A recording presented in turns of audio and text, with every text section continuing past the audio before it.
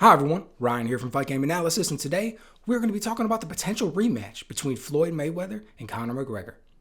But before we jump into that, if you enjoy the content, please go ahead and click on the like button and also subscribe to the channel. Really appreciate your support. Alright, so over the course of the last couple days, we've been hearing rumors that there's going to be a potential rematch between Floyd Mayweather and Conor McGregor. Now, I don't know. How do you feel about that? I mean, think about that for a second. I remember when we were talking about the first fight between these two going off, there was so many people out there that just immediately dismissed everything Conor McGregor was going to bring to the table. They were like, yeah, he's good at MMA. Yeah, he's actually got a striking-based style, and he's slick with the left hand, and he can get in spots, and he's got really good power with it. But those are all statements making relative to how he performs in MMA. Now we're talking about him going in there against Floyd Mayweather. Now, whether you consider him the greatest of all time, one of the greatest of all time, the greatest of his generation, one thing that every single person will say when they're talking about Floyd is the man is incredibly talented, incredibly successful in the ring. So even though there's this huge age gap, even though there's this natural size difference, even though he's going to be fighting above his weight class, everybody pretty much immediately dismissed any chance of Conor McGregor coming out with the victory, myself included. Now, I was one of these guys that said he was going to go out there and get the stoppage, which he eventually did. I thought, McGregor's relatively tough. They got the bigger gloves. Floyd's never been known as a knockout artist. He's not known for this crazy power. I don't think he was going to go out there and get super aggressive, but he was able to wear him down.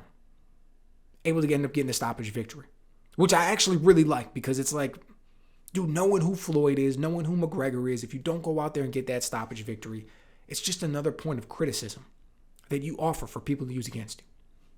It's like, dude, go out there and stop him. You're the pro. You're the guy, you're the pro boxer. This guy's the pro MMA fighter, right? He's coming over to your sport. Do everything you can to get him out of there and make the win as decisive as possible. Now, all that being said, those are the things that we were thinking about going into that fight. And then the fight happened. And I'll admit, I was shocked. I was as shocked as anybody else.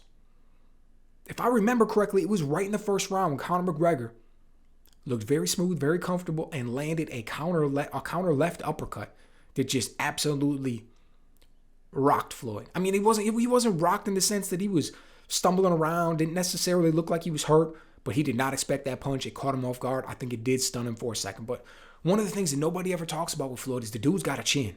You do not make it as far as he made fighting the people that he fought and not have a chin. He's a defensive wizard.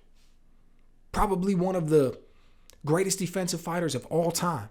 But that doesn't mean that you're never going to get caught. He went and fought 50 professional boxing matches against some of the absolute best in the world. He got caught more than once. Right? Got caught with some hard shots from guys like Mosley. Right? Just ferocious punchers. And one of those big shots that he got caught with was against Conor McGregor. Now, that was the first thing. The second thing that stood out to me was the way Floyd fought that fight. He didn't go out there and fight that like a traditional boxing match. He didn't go out there and use a style that we were accustomed to seeing him use whatsoever. He put his gloves up behind a high guard and walked that man down. He was constantly in Conor McGregor's face. And when he got there, he was either forcing an action from McGregor or he was punching. I mean, it was brilliant in the sense of how he did it. He looked and he said, McGregor's got long arms, he's got some fast hands, he's got some decent power. I'm just going to take all that away by crowding him. He doesn't know how to fight on the inside. He's not going to have the power on the inside. The hand speed is going to mean much less. Me, Floyd Mayweather, I'm going to be able to feel and see everything coming far sooner than he is when we're on the inside because he's not accustomed to this. And then I'm just going to beat him up. And oh, by the way, I'm going to wear him down mentally and physically. Because when somebody is constantly in your face, you're trying to get your shots off, you can't, he's hitting you, he's backing you up. Dude, there's the mental wear from it. It's not just about the physical wear. You wonder about how these guys can train for 8 weeks, 10 weeks, 12 weeks, do these massive, ridiculously brutal strength and conditioning programs and still go out there and get fatigued. Still go out there and get tired. Not all of them are bums, man. Not all of them are lazy. Not all of them cheated in camp. Not all of them were out there eating tiramisu. It's the mental aspect of the game. You can go in there and you can get tight. Your back can get all tight. You're standing there. You're unsure of what to do. You're reacting in a very awkward way. You're just kind of unsure. A guy's applying pressure to you. You feel like you can never get the space that you want. You can never quite get your rhythm and your breath. And everything is just off. And you fatigue faster.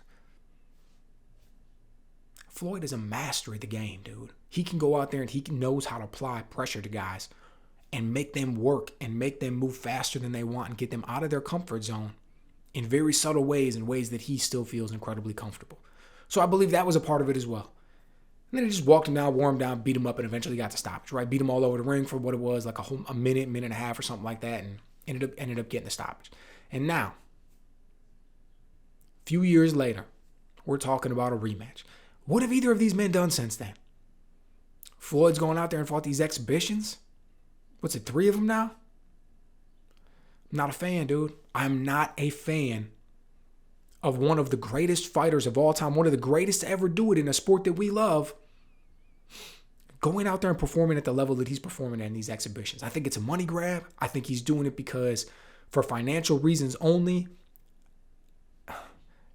He's very aware of legacy. He's very aware of what his name means. He's very aware of how people are viewed in the sport after they leave, things that they do. So it's a balancing act. On the one hand, you don't want to be beholden to what people are going to think of you. You don't want to be beholden to somebody's criticism. But you also have to be cognizant of things. I'm not a fan of these exhibitions that he's been doing, particularly that first one over in Japan, man. It was just, I don't know what else to say. I'm not a fan of it. If it was up to me, he wouldn't be out there doing it. Whatever.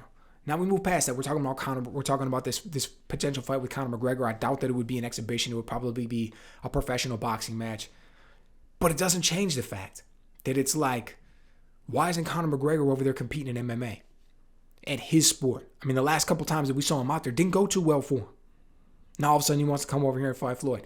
Floyd's been fighting these exhibitions. There's always rumors that he needs money. We all know about how he gambles out of control. We were hearing different things about when Gervonta Davis was talking about potentially leaving, and how Jake Paul or Logan Paul's talking about he's not getting paid from the event. We've heard all of these rumors.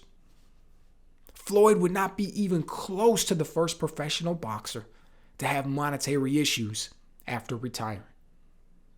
It would suck to see somebody as talented as him, who dedicated his life to the sport, who had, signed this think about the last 6 fights of his career, he signed a $250 million contract with Showtime. To think that after all of that, he would have money issues. Only a few short years later, and we see all of this going through. So hopefully that isn't the case. Hopefully this is just people hating. Hopefully there's absolutely zero truth to it. But I still think the fight's a money grab. I still think the fight's overrated. I still think this isn't necessarily a fight that we should see, that they're putting on for legitimate reasons. Come on, man. A Floyd Mayweather Conor McGregor rematch now. And by the way, Floyd's 45 years old. McGregor's what, like 33, 34, something like that? You want to see 45-year-old Floyd go out there and get caught with a nasty left hand by McGregor? What if McGregor's getting whooped for 6 rounds and then all of a sudden he just lands a clean shot and drops Floyd? It's not impossible. I get Floyd's a better fighter. We take him every day of the week. He'll beat him 100 out of 100 times. But at 45 years old, against a younger man who is also a significantly younger man who is a trained fighter, is there any chance that he could get caught with something? And if he did, what would that mean? Man, it would hurt my heart to see that.